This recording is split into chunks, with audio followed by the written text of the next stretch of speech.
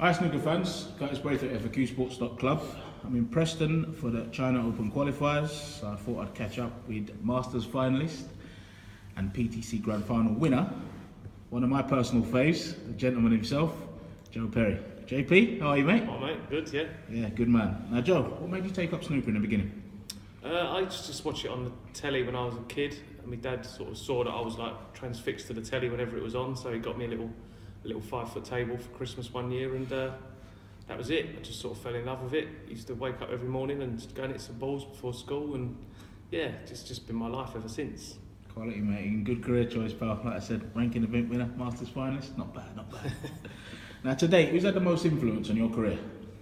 I think early on there was a few people. Obviously my dad started me off, you know. He's always been a big role model for me, just in the way he lives his life and everything. So he's the biggest influence for me really. But when I was growing up snooker playing, I sort of went into a club in Camden and met someone called Cole Burrows, who was a good player at the time. Yeah. Obviously I've stopped following his sort of life choices a long time ago. But in terms of snooker, no, he was really good for me. You know, he taught me a lot about the game, and he was a good player back then. Yeah, absolutely, yeah. And it sort of got me on the right path, sort of made me a bit more professional about it all, and he really helped. And then obviously from then on, I moved away from London and was lucky enough to meet Mark Wildman, who sort of helped me out again, went on to the next level, and then as it's gone on, just kept meeting different people all through my career, you know, Terry Griffiths and that. So yeah, but obviously the ultimate is my dad. Yeah, your dad's top man. He was saw him down at the Masters, ever so proud of you as well. I think I spoke to him before the semi, I think it was, yeah. Yeah, he loves it, yeah. Ever He's so absolutely proud, clueless about the game, but he loves it. And he's got a big heart, and he's great. Yeah, he's a top man. I saw Burrows there as well, and he gave Carl his was support. there. We've always stayed in touch. You know, don't catch up much these days, but you know, you don't lose touch with good friends. Absolutely, he's a good man, Carl. Now, Joe, what are your goals for the rest of the season? Well, they've changed now. You know, it was just trying to get. Before last week, I was trying to get my form back. And just start to enjoy snooker again. But last week's given me a new lease of life. You know, I'm back buzzing and loving it. So yeah, my ultimate goal's got to be to sort of push on and try and win something this season, and just challenge for all the tournaments. You know, before last week, it was just trying to get playing all right and win some matches. Now it's got to be, you know, I've got to set my targets a bit higher and just try and push on and win something. Absolutely, pal. Just touching on that, Joe, I just want to say, obviously, from all us at Q Sports Club, tremendous last week at the Masters, pal. I mean, you showed so much bottle as well, coming back against Barry, and just so proud of you as well, pal. Tremendous at what you've done. What cue do you currently use? I've got a Paris cue.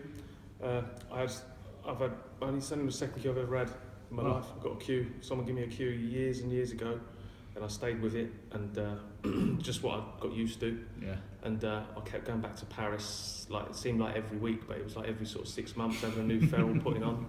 And he said, Joe, this, you know, I don't want to hurt your feelings, but this cue is an absolute pile of. And I said, yeah, but I love it. I can't play with new cues. I don't like it. And he said, well, you've got to. So he sort of taught me round, and he made me a cue. And it took a while to get used to, but he was right. It was the best thing I ever done. It was a different league to the cue I was using. So yeah, JP, top man, isn't he? Top man. And what tip do you use? I'm currently using an Elk Pro. I'm not really into the tips. I don't know how to put them on. I've never put one on. Wow. I'm sure if I was in a position, I know what to do, but I've never had to do it. So I've always had someone there to do it for me. But the guy that put it on last time, Ryan Thomason, the young Australian lad, is over. He stuck me an Elk Pro on, and it's nice. But I'm one of these. I just put it on. I don't like it. I get used to it, and then that's it. Yeah. Okay, good man.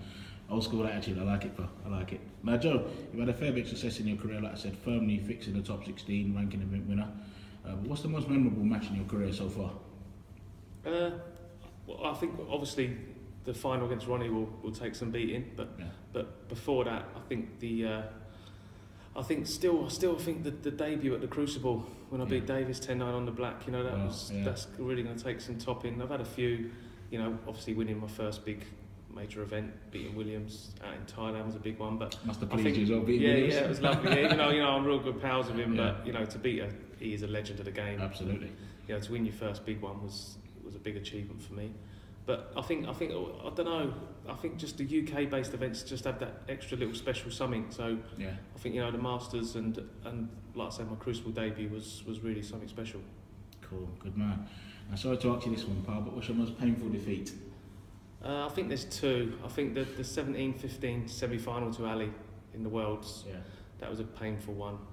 Not for any other reason other than it would have been like the first World Championship final. There was nothing went on in the game that was, you know, untoward, or it was just it just hit me at the end. There was nothing in it, you know. There was nothing between us the whole match. He just got me in the end. He's a great player. And I think the other one was the 9-8 semi-final defeat to David Gray. Okay, You know, he needed a snooker at 8-7, and I played a real loose shot. I thought I'd won, and I got punished, and that was a tough one to take. It took me a long time to get over that because I was playing great snooker, and I would have been my first major final. Yeah. But they say anyway, class always comes through in the end, pal. Well, I'd like to think so. Well, apart from Arsenal, that is, of course. Now, Joe, you've played all the top players and beat most of them, but tell us in your opinion, who's the toughest player on tour to beat? Well, I don't want to just say Ronnie because it's sort of obvious, you know, he is what he is. But for me personally, I've always said, and it's starting to really show now, people are starting to realise, I've always said Marco Fu, you know, as a bit of a sort of one out of left field, like, if you like, you know, not one of the big names, so to speak. Yeah, I think Marco is like as tough as they come. You know, there's no weaknesses in his game, and his temperament is. I think that's what makes it so hard for me to beat him. You just can't get him. You can't fluster him. You know, I've played some good matches against him, and I've, you know, hit him with break after break, and it still looks like he's 3 frames clear. You know, I just can't fluster him. And no, he's an absolute fantastic player, and I'm really pleased he's sort of not changed his game because he didn't really need to do that, but he looks like he's going to play to his strengths a lot more and start knocking some big breaks in because he's a fantastic player. Like Jimmy said, he's like the Chinese James Bond, and he smiles at you then kills you, doesn't he? Yeah, that's a good assumption actually. Yeah, it's good. I like that. Now, pal, what's your best personal achievement in snooker to date? I think the fact that I've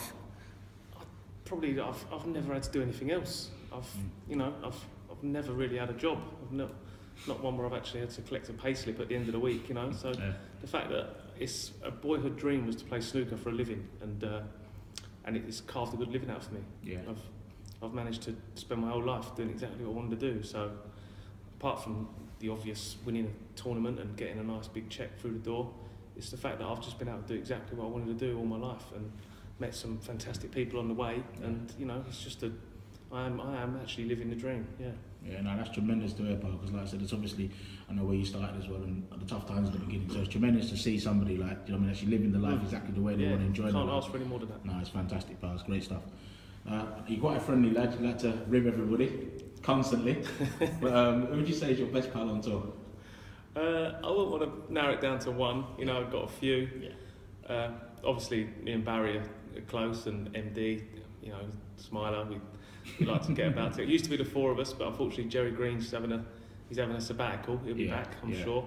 That was our little 4. You know, we used to go around taking the piss out of everyone all the time. I remember. Preferably when they couldn't hear us, but sometimes they did. But no, I've got a few. You know, Michael Holt's a good pal of mine. You know, Williams. I get on with everyone, I think. But obviously, there's a few that I'm a bit closer to than others. But yeah, I like to think I could walk in the players' lounge at any time and sit and talk to someone in there. Absolutely, pal.